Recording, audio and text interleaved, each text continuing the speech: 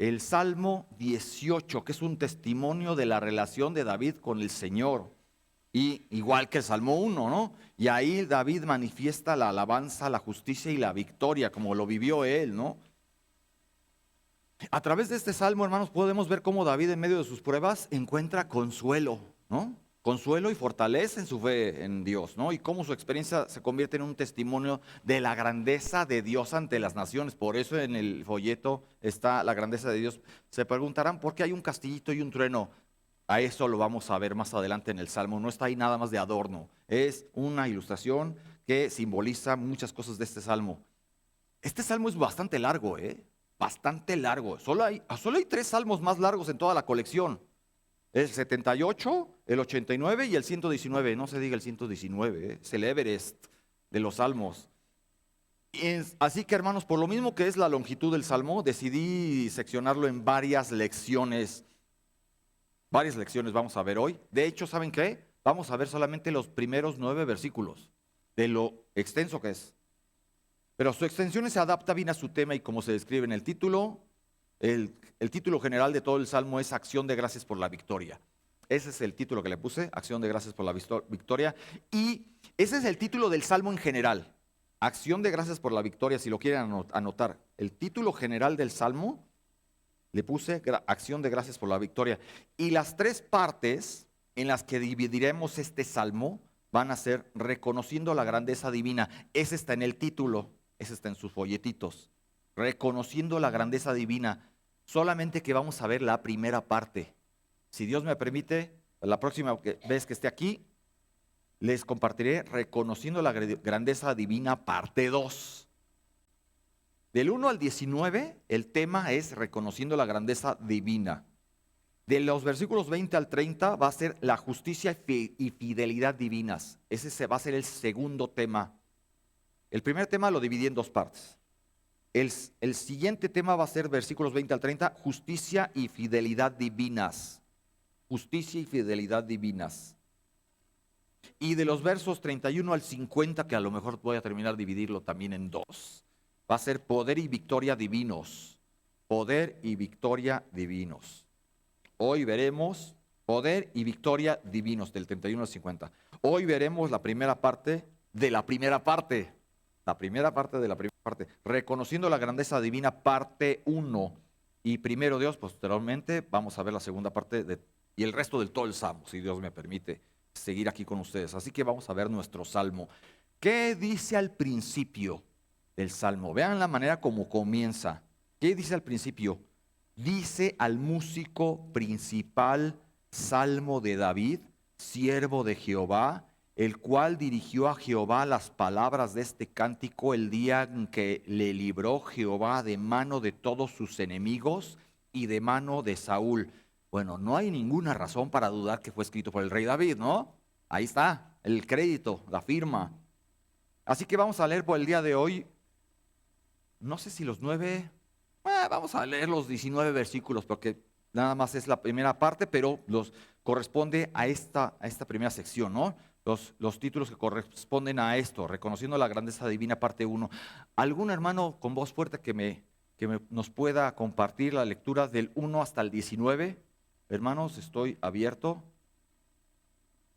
A alguien que quiera darle lectura de los versículos del 1 hasta el 19, hermanos. Amén. Adelante, hermano.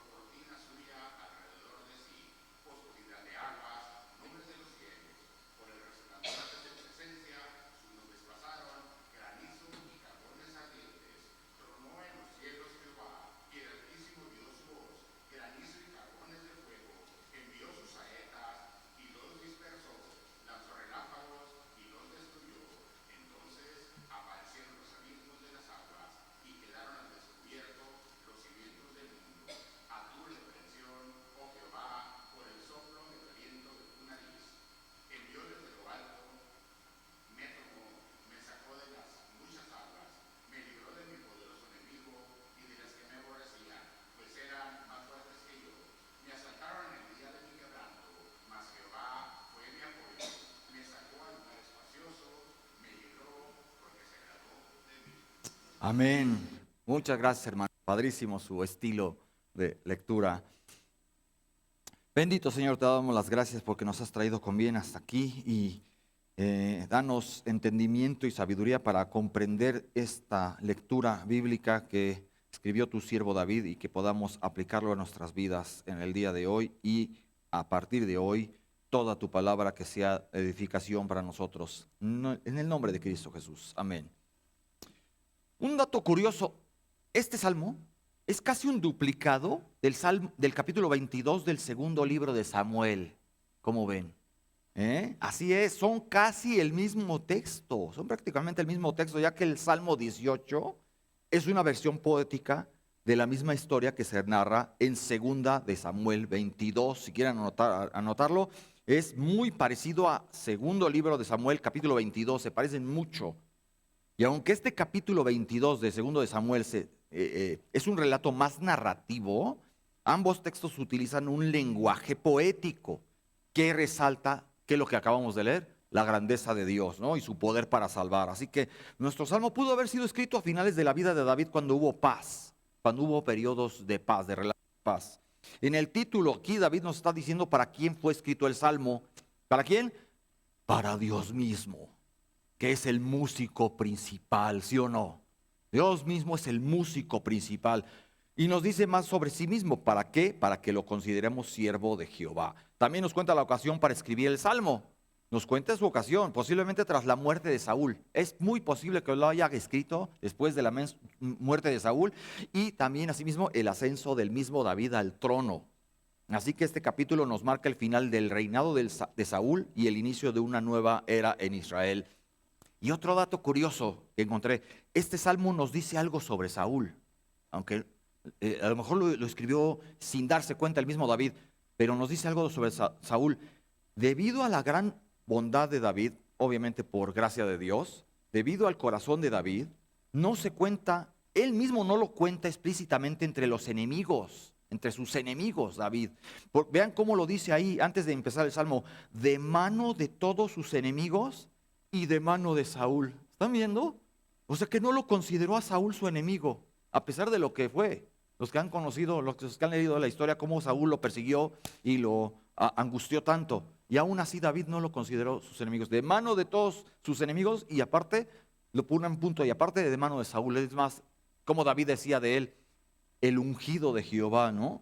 Le daba su nombre, su lugar con respeto. Y un dato sorprendente, hermanos. Escribe el gran comentarista bíblico William MacDonald, lo voy a citar mucho a William MacDonald, escribe este comentarista que este salmo, cuando lo consideramos más de cerca, descubrimos que es acerca del Señor Jesucristo también, ya que nos está describiendo gráficamente su muerte, su resurrección, su exaltación, su segunda venida y su reino glorioso. Todo esto en el Salmo 18. ¿Cómo lo ven?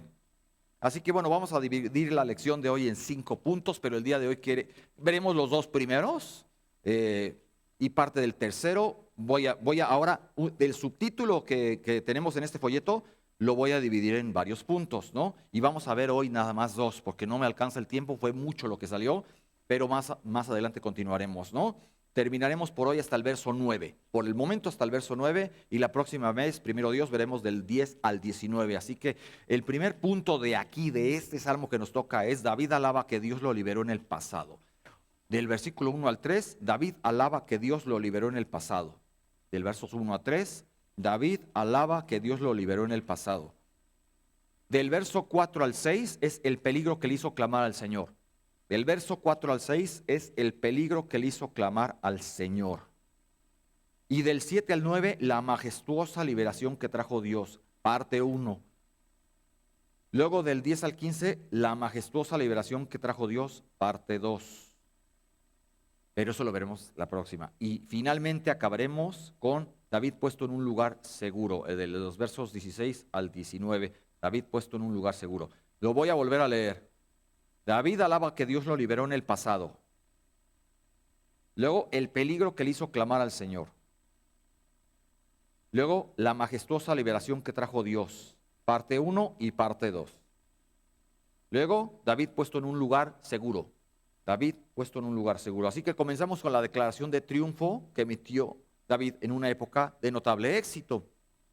De veras, hermanos, que David optó por amar al Señor, pero es aún más veraz que fue impulsado de manera profunda a rendir su amor al Señor, que lo liberó de esta manera tan maravillosa. Así que el primer punto es: David alaba que Dios lo liberó en el pasado. Ay, se cayó. Estaba flojito. Ahí está. David alaba que Dios lo liberó en el pasado. ¿Qué dice? ¿Cómo comienza nuestro salmo? Te amo, Jehová, oh Jehová, fortaleza mía. Vean, desde que fue sacado del redil y ungido como futuro rey de Israel, eso lo ven en 1 Samuel 16, cómo fue ungido como futuro rey de Israel, en 1 Samuel 16, desde que fue sacado del redil y ungido como futuro rey, David había vivido unos 20 años más o menos como fugitivo, y de Saúl, como un hombre que lo había perdido todo. Y todo eso lo vemos en 1 Samuel 18 y 2 Samuel 15 hasta el 18. Todos esos capítulos del 15 hasta el 18. 1 Samuel 18 y 2 Samuel capítulos 15, 16, 17 y 18. Todos esos capítulos vivió David como un fugitivo y como un hombre que lo perdió todo. Perdió su seguridad, perdió su juventud, perdió a su familia, perdió su carrera, perdió sus derechos, perdió su conexión con el pueblo del pacto de Dios, perdió sus comodidades y en ocasiones incluso a veces perdía su relación cercana con Dios.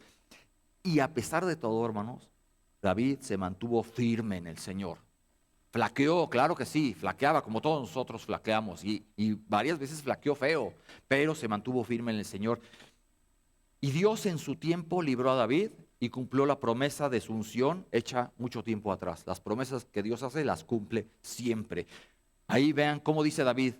Dijo, te amo, le dice al Dios, te amo al Dios que lo liberó, no solo por rescatarlo de su prueba, sino por todo lo que Dios hizo en las pruebas, ya a través de ellas para convertirlo en lo que ahora se convertiría después David, ¿no?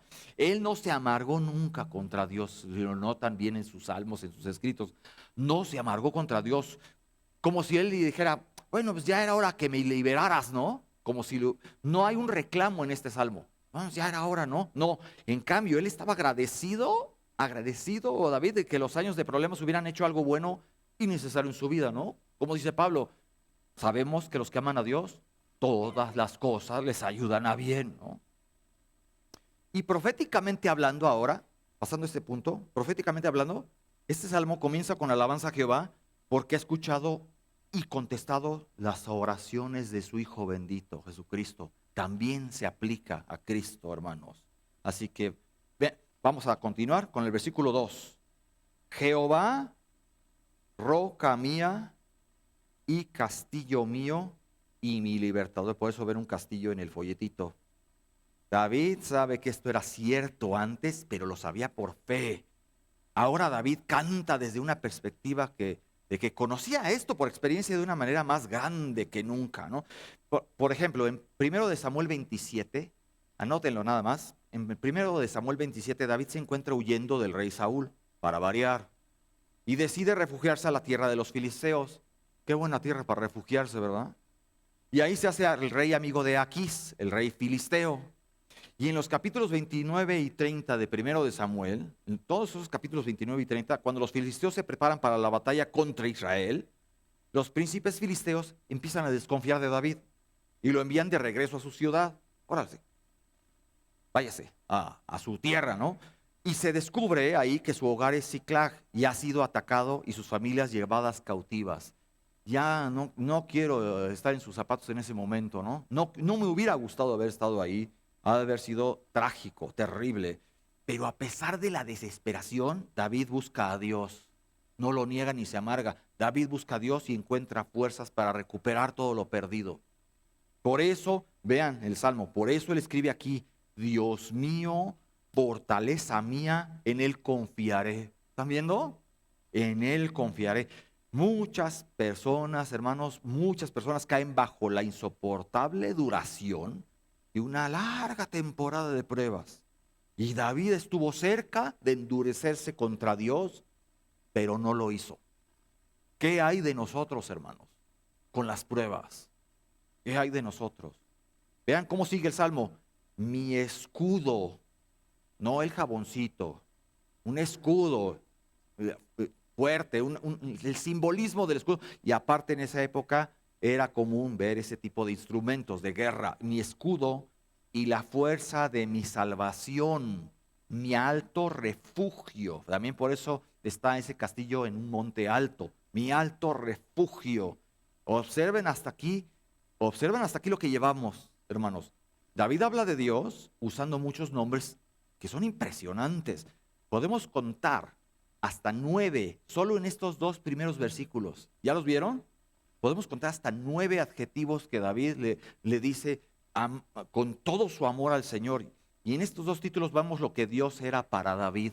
¿Están viendo? ¿Qué es Dios para nosotros, hermanos? Vemos lo que Dios era para David y los vamos a enlistar. Su fortaleza. ¿Ya vieron? Su fortaleza en David. Del hebreo kaisek, que significa mi fuerza. Mi fuerza.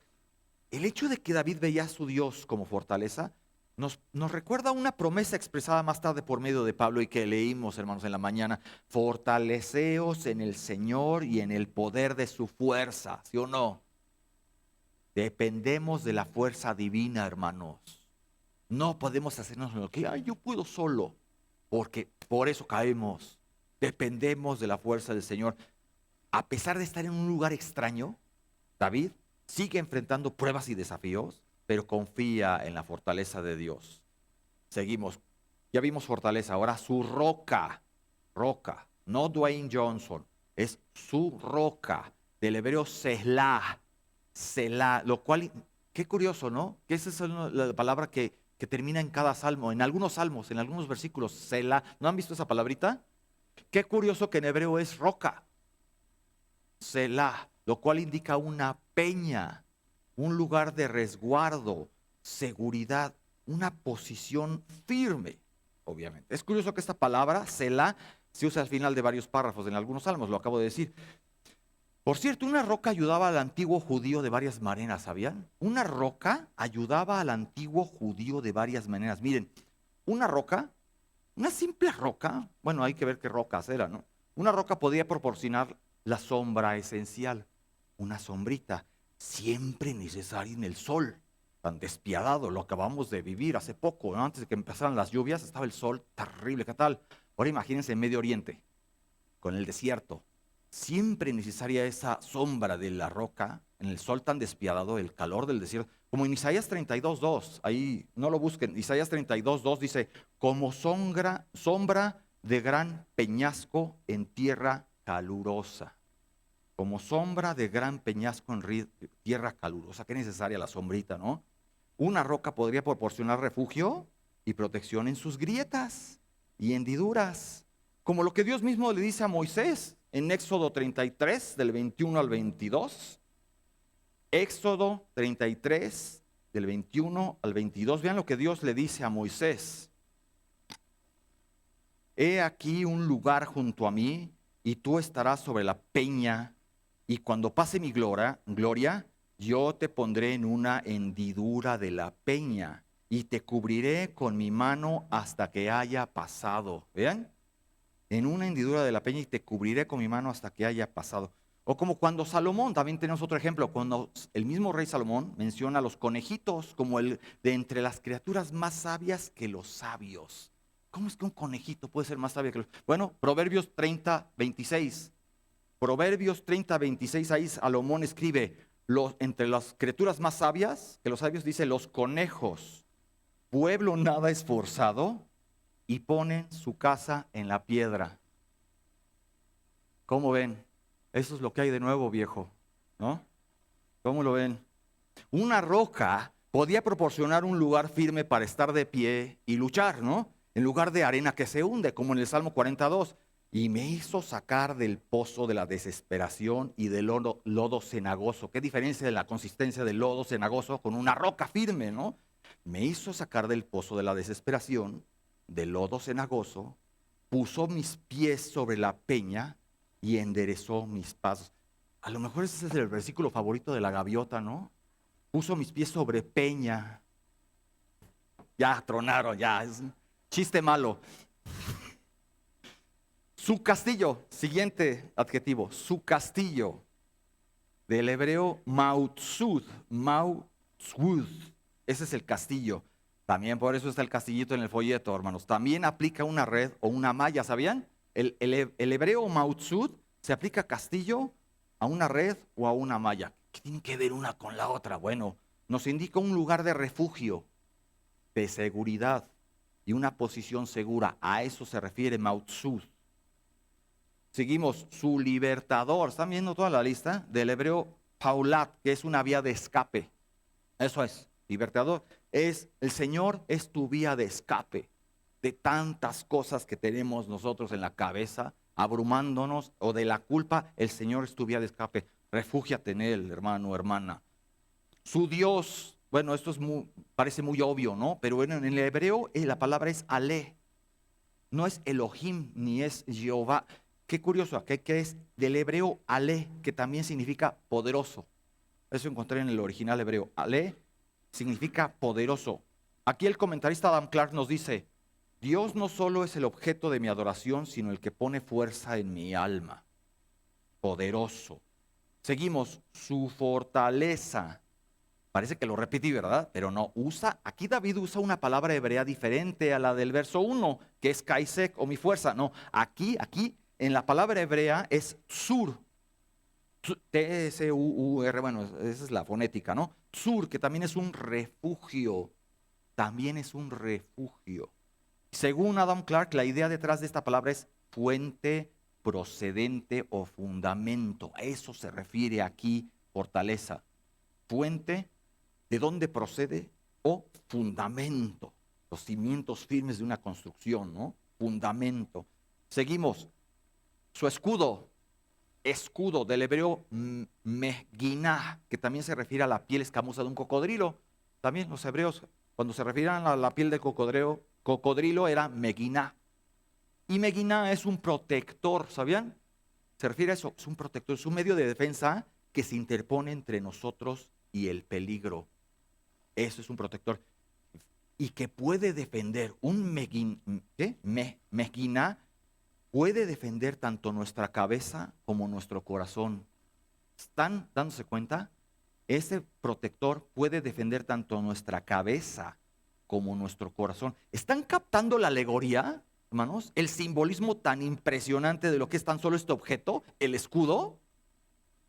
Qué hermoso, ¿verdad? Qué hermosos los simbolismos que el Señor nos hace ver por medio de su palabra. Su alto refugio, seguimos. Su alto refugio, del hebreo misgau, que también es amparo, altura segura, defensa. Dios era su torre fuerte desde donde podía ver a un enemigo a gran distancia y estar así advertido y protegido del adversario. Eso es alto refugio.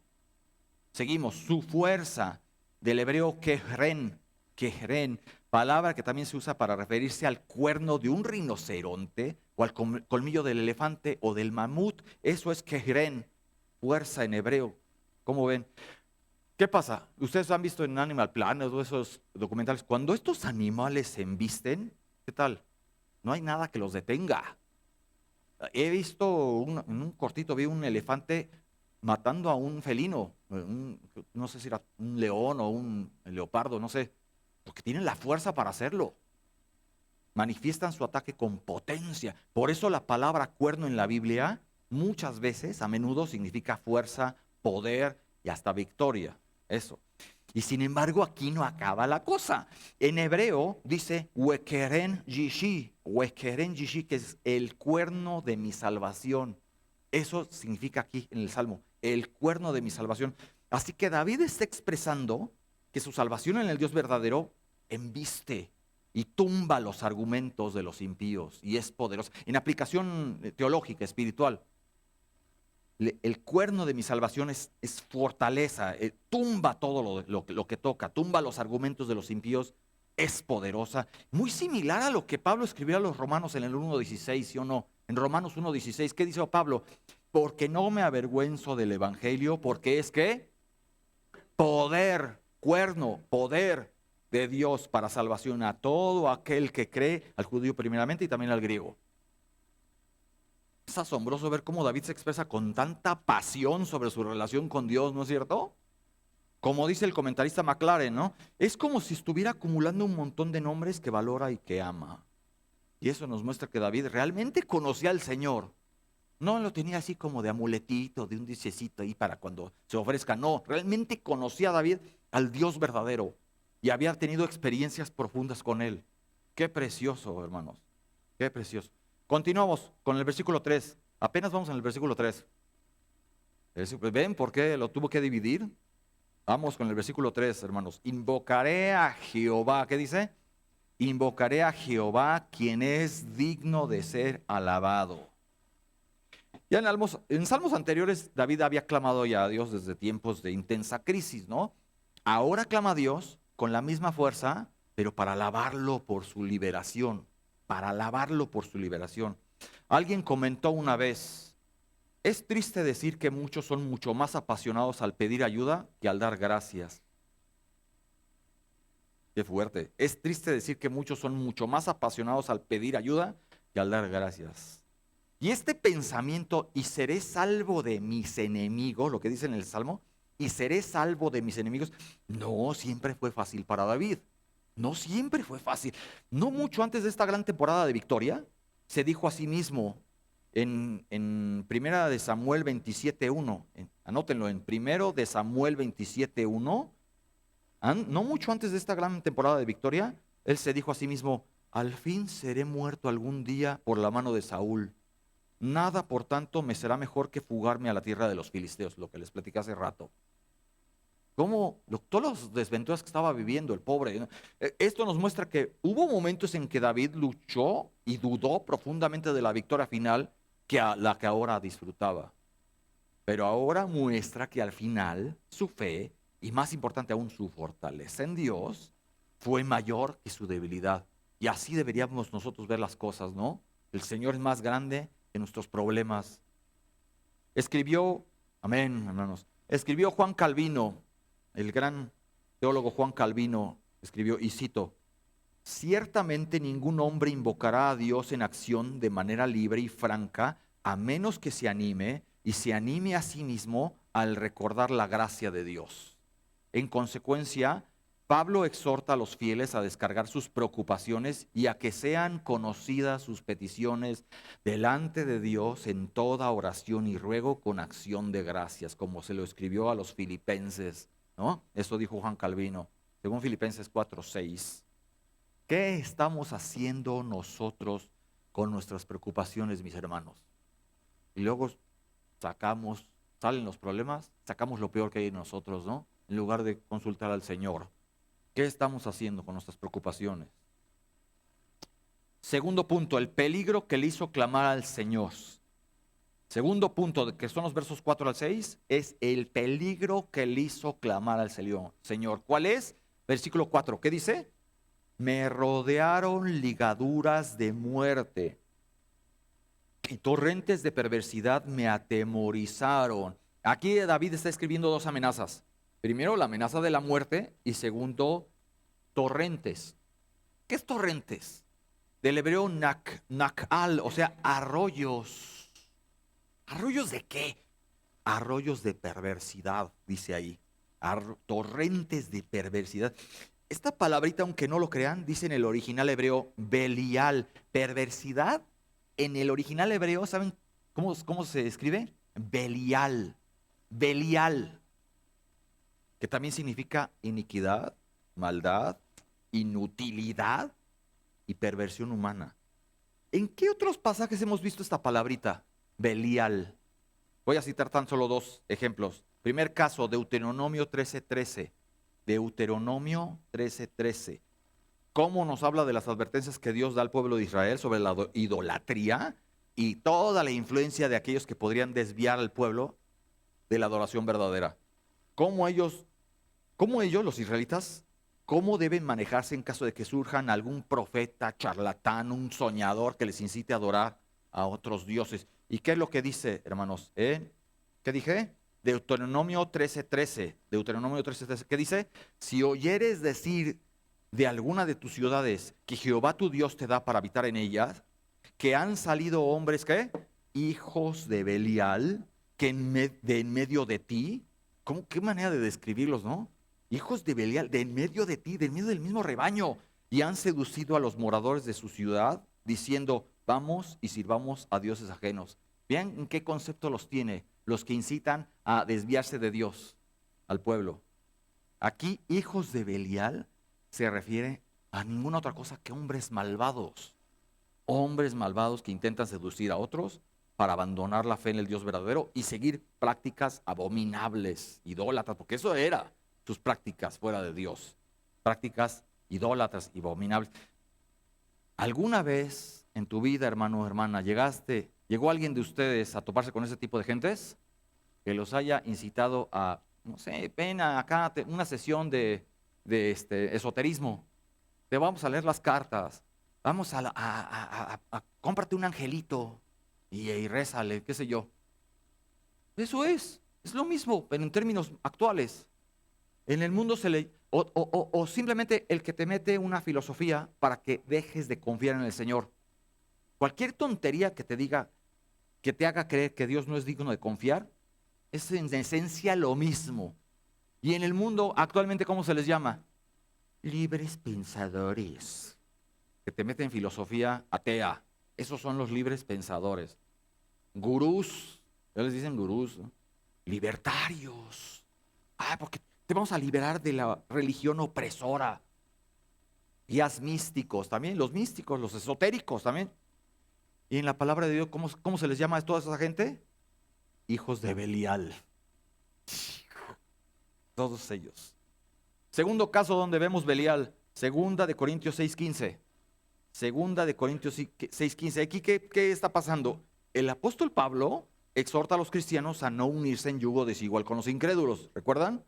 Y Pablo les recuerda que hay una enorme diferencia entre la luz y las tinieblas. Y los creyentes deben vivir de acuerdo con su fe en Cristo. ¿Y qué dice Pablo en el verso 15? Segunda de Corintios 6:15. ¿Y qué concordia tiene Cristo con Belial?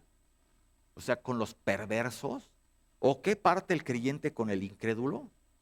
Ahí, por darles otros dos casos donde se menciona esta palabra. Perversión es en el hebreo Belial. ¿Cómo ven?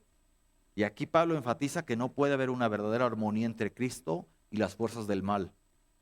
Los creyentes, al ser parte del cuerpo de Cristo, debemos ser bien cuidadosos en nuestras relaciones, hermanos. Evitar compromisos que puedan enfriarnos o corrompernos.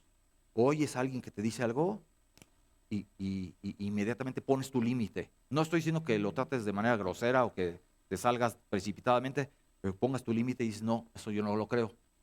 ¿Por qué? Va en contra de mis convicciones. Mis convicciones son lo que dice la palabra de Dios y la palabra dice esto y ahí aprovechas para tumbarle sus argumentos o evangelizarlo y lo vas a impactar, ¿no? Pero el chiste es que no abrazas lo que te está influenciando. Así que la abrumadora presencia de la perversidad o de torrentes de Belial, como dice en el original hebreo, torrentes de Belial, fue una prueba muy fuerte para David, para el salmista. Con esto nos podemos dar cuenta, hermanos, que a pesar del hecho de que David era un verdadero guerrero, fuerte, experimentado, también era un alma sensible. Era alguien que estaba preocupado por los hechos, las palabras de los impíos, le afectaban. Sí era sensible David. Por eso dice en el verso 5 de nuestro Salmo, en el verso 5, ¿qué dice? Ligaduras del Seol me rodearon. ¿Están viendo la analogía o el simbolismo? Ligaduras del Seol me rodearon, me tendieron lazos de muerte. Por cierto, el Seol es otra palabra para la tumba o la muerte, muchos saben ustedes. En la Biblia versión 1569 dice dolores del sepulcro. ¿Cómo ven? Ligaduras del Seol, dice en la versión 1569 dolores del sepulcro. Está interesante, ¿no? La Reina Valera Gómez dice dolores del infierno me rodearon. Dolores del infierno. La Nueva Biblia Latinoamericana dice los lazos del Seol me rodearon. Y lo que sigue dice y las redes de la muerte surgieron ante mí. Está muy bueno esa traducción, ¿eh? Las redes de la muerte surgieron ante mí. Cómo David describe una situación en la que se siente tan abrumado, sin escape, ¿no? Como si estuviera atado por cuerdas que lo llevan a la muerte. Algo así. Y estos términos se pueden comparar con algo que vemos en Jonás, en el libro de Jonás capítulo 2. Se pueden comparar con lo que se encuentra en Jonás 2, del 2 al 9. Ahí el profeta Jonás también habla de estar en una situación desesperada, ¿no? Clamando a Dios desde el vientre del gran pez, diciendo cosas como esta. Jonás 2, del 2 al 9. ¿Qué es lo que dice? ¿Cuál es la oración de Jonás? Desde el seno del Seol clamé. Las aguas me rodearon hasta el alma. Rodeóme el abismo. El alga se enredó a mi cabeza. Descendí a los cimientos de los montes. La tierra echó sus cerrojos sobre mí para siempre. Muy parecido, ¿no? Lo que ora Jonás. Mas tú sacaste mi vida de la sepultura, oh Jehová, Dios mío. ¿Vean nomás? En ambos casos hay un sentido de angustia y necesidad que los liberen. En estos versos, pongan atención, hermanos, también hay algo hermoso. En estos versos, en un sentido profético, también nos revelan otra cosa. Cómo la condena y la ejecución en el monte Calvario se iba acercando cada vez más a nuestro Salvador Jesucristo, ¿no? Quien también estaba orando al Padre con una tremenda angustia en el huerto de Getsemaní, que podemos compararla con estas palabras, ¿no es cierto? William MacDonald nos comenta, y cito, en escenas que cambian velozmente, Cristo se describe como atado con ligaduras, abrumado por las ondas, rodeado y atrapado con cuerdas y enfrentándose a una multitud de lazos inevitables. En medio de semejante situación desesperada, hay un solo recurso: orar a Dios. ¿Cristo qué hizo? Estaba orando al Padre. Y por cierto, hermanos, noten algo muy interesante. A diferencia de David y de Jonás, Cristo aún en su angustia no pidió ser rescatado de la muerte. No pidió ser rescatado, porque después de todo era su propósito de venir a este mundo. Cristo, ¿qué es lo que dijo? Si es posible, pase de mí esta copa, pero que no se haga mi voluntad sino la suya. Él sabía que era su propósito de venir, hermanos. Esa es la gran diferencia con Cristo, ¿no? Versículo 6. Versículo 6. En mi angustia invoqué a Jehová y clamé a mi Dios. Él oyó mi voz. Nuevamente, al igual que Jonás aquí en su oración, cuando él dijo, invoqué en mi angustia a Jehová y él me oyó. Se parece muchísimo. Y en mi angustia invoqué a Jehová y clamé a mi Dios. Él oyó mi voz. Y ahora pasamos a otro punto. Él oyó mi voz. ¿Desde dónde? Desde su templo. Aquí hay otro punto importante, desde su templo. Y aquí, en este versículo, hermanos, se encuentra algo interesantísimo y fascinante. Otro punto bien padre para nosotros. Muy interesante, hermanos. Esto que escribió David desde su templo, ¿sabían? Ocurrió mucho antes de que se construyera el famoso templo de Jerusalén. Mucho antes. Antes, el templo de Jerusalén fue edificado finalmente ¿por quién? Por su hijo. No fue por él, lo edificó Salomón, el templo de Jerusalén. En aquel momento, Jerusalén, en el sur, aún no estaba bajo control israelita, como se menciona en 2 de Samuel 5, especialmente en los versos 6 al 10, no lo vamos a leer. David después tomó Jerusalén, que estaba bajo el control de los jebuseos antes de su conquista. Israel, ubicado en el norte, no controlaba todavía Jerusalén en el sur antes de que David llegara. Todavía no. David llegó después, así que el famoso templo ni siquiera había sido construido. Pongamos siempre atención al contexto, hermanos, al estudiar las escrituras. Poniendo atención al contexto hace que nuestros pasajes bíblicos resulten más asombrosos, ¿no es cierto? Adquieren una nueva dimensión. El templo aún no estaba ni siquiera en proyecto. Y sin embargo, David tenía la certeza de que Dios tenía un templo. En este caso, seguramente era un templo celestial.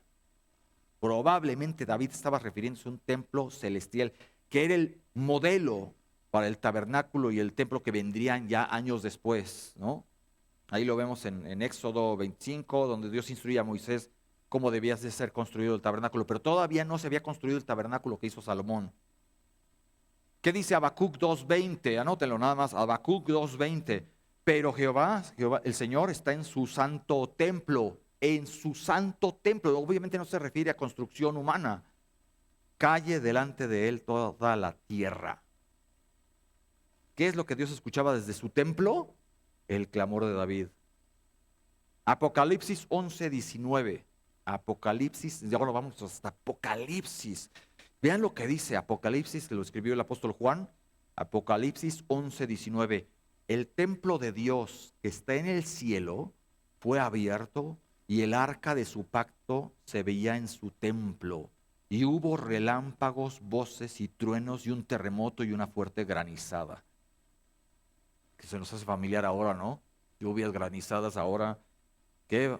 ¿Cómo ven? Todo esto es celestial, no es una construcción humana, hermanos. La idea es que el tabernáculo y sus utensilios no solamente eran construcciones físicas, sino que tenían un significado espiritual. Representaban la presencia de Dios entre su pueblo. Sigamos con el tercer punto y con esto terminamos, hermanos. La majestuosa liberación que trajo Dios. Pero ahora nada más vamos a ver la parte 1. La majestuosa liberación que trajo Dios. Vamos a ver ahora una teofanía, una manifestación. ¿Qué es una teofanía? Es una manifestación de la presencia de Dios y se presenta de una manera bien poética y bien poderosa. A ver, vamos a ver cómo la creación misma responde a su presencia divina, lo que resalta su majestad y poder en el verso 7. ¿Qué dice? Verso 7, la tierra fue conmovida y tembló, se conmovieron los cimientos de los montes y se estremecieron porque se indignó él. Pablo escribe a los romanos, recuerdan que su poder se hace visible por medio de las cosas hechas, de modo que los incrédulos y paganos no tienen excusa. Escribió Juan Calvino, y cito, sin duda, cuando el firmamento se presenta despejado y sereno, podemos discernir en él de abundantes evidencias de la majestad divina. Sin embargo, dado que la humanidad raramente despierta su intelecto para contemplar tal grandeza, como los hombres no despertarán sus mentes para reflexionar sobre esa majestad, David, en un esfuerzo por conmovernos más profundamente, narra los cambios abruptos que comúnmente nos impactan y perturban, en la naturaleza, claro.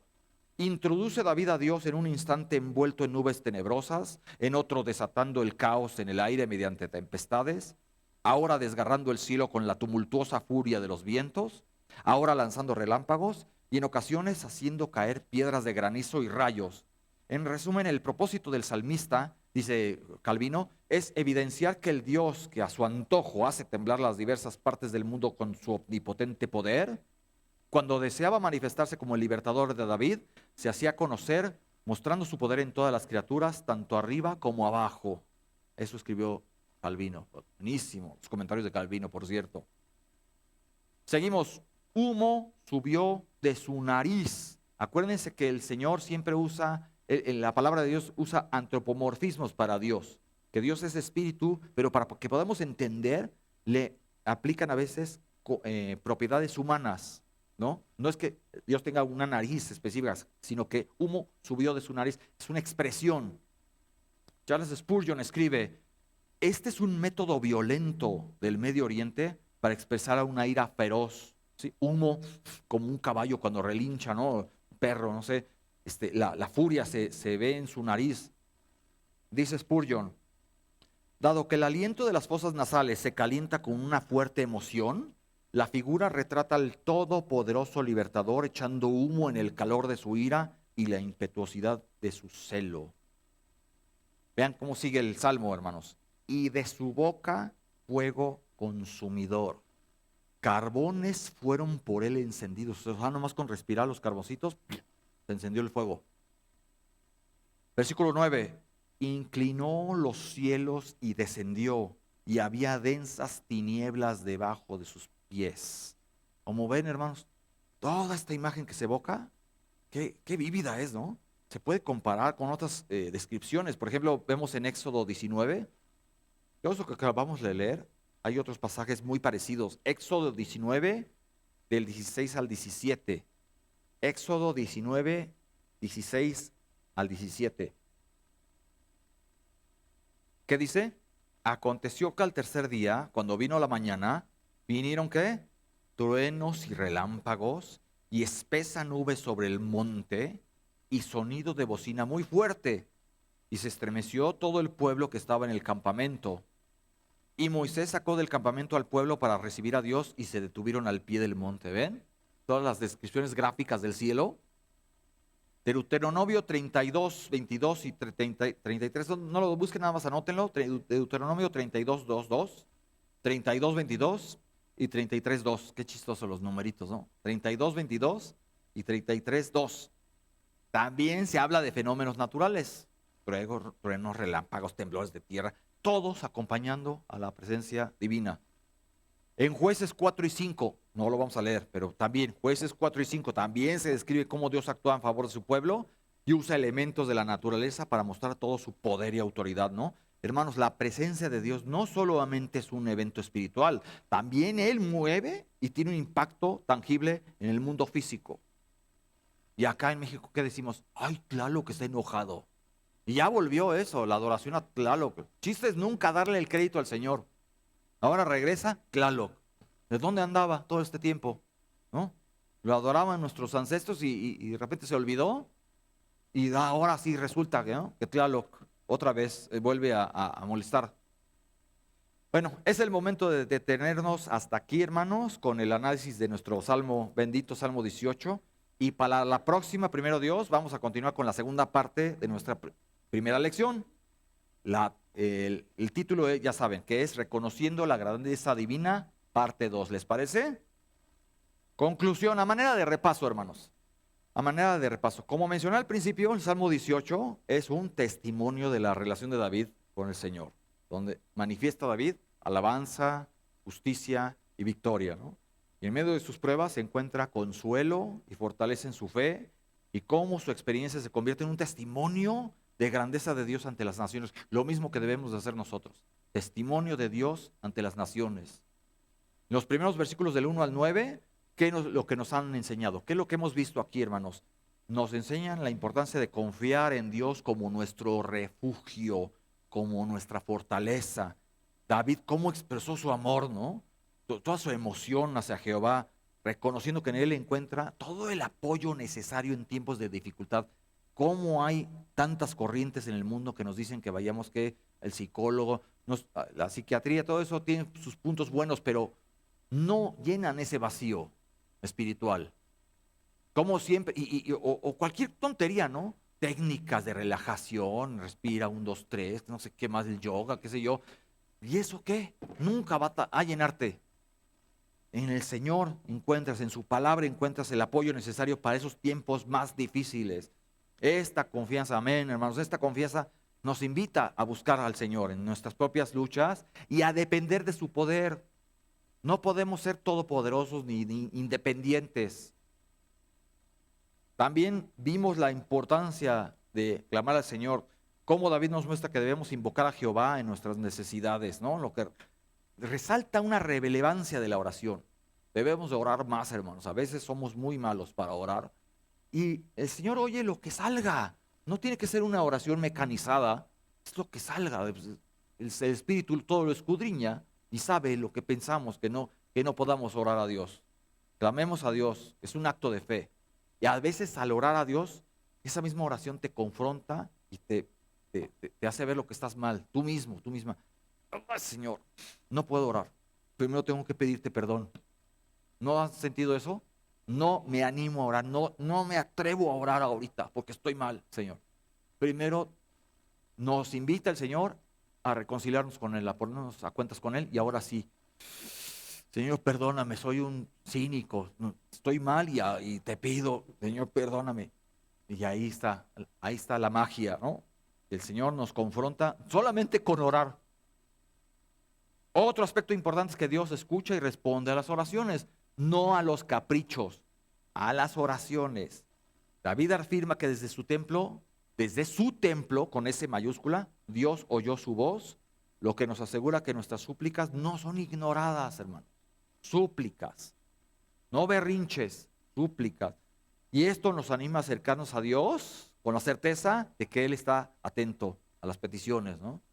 Y la idea teológica detrás de todo lo que hemos visto, y que es uno de los aspectos doctrinalmente más importantes y que predicamos aquí constantemente, es Dios es soberano. Lo estamos viendo en la creación, en la naturaleza, ¿no? Qué claro ni qué nada. Dios es soberano sobre la naturaleza y sobre las fuerzas de la lluvia, el sol, todo. Soberano sobre la creación Y a veces el hombre es tan indiferente a todo eso, así que Dios tiene que mandar relampaguitos, fuerzas, inundaciones para que se inclinen de rodillas ante Él. Y ni así, el orgullo que horrible del hombre, ¿no? Su presencia sea resentida y observada en la naturaleza. Esto nos recuerda que Dios no está distante, como muchos religiosos nos lo pintan. Dios no está distante, está activamente involucrado en el mundo y en la vida de su pueblo, hermanos. Finalmente, el Salmo nos revela la grandeza de Dios en medio de la adversidad, en medio de la adversidad. Y David escribe cómo la tierra tembló ante el poder de Dios. Y esto nos recuerda que aunque enfrentemos desafíos, su poder es superior a cualquier problema. ¿Qué tan grande puede ser nuestros problemas? Más grande que Dios. Más bien nosotros desde nuestra perspectiva lo vemos enorme. Desde el punto de vista aéreo decimos, es insignificante. Puedo confiar en el Señor. Y Él no me va a dar mis caprichitos, me va a dar la sabiduría para resolver tal problema. O la paz y la tranquilidad para saber cómo reaccionar, ¿no? Esta verdad todo nos da esperanza y confianza en que Dios puede intervenir en nuestras circunstancias, hermanos. La creación misma responde a su llamado, ¿no? Lo que nos invita a reconocer su grandeza y a buscar su presencia en nuestras vidas, ¿sí o no, hermanos? Vamos a inclinar nuestro rostro. Bendito Señor, te damos las gracias porque nos has traído con bien a mis hermanos. Gracias por tu palabra, por este hermoso Salmo 18 que escribió tu siervo David. Y gracias por todo lo que hemos aprendido, tan solo en los primeros 9 versículos. Primero, Señor, gracias. Si tú me permites, pueda yo compartir a mis hermanos todo lo que continúa de este Salmo y sigamos aprendiendo de tu palabra juntos, Señor. En nombre de Cristo Jesús, lleva a mis hermanos con bien y que sean bendecidos y dale sabiduría durante todas sus actividades diarias en estas semanas. En el nombre de Cristo Jesús. Amén. Muchas gracias.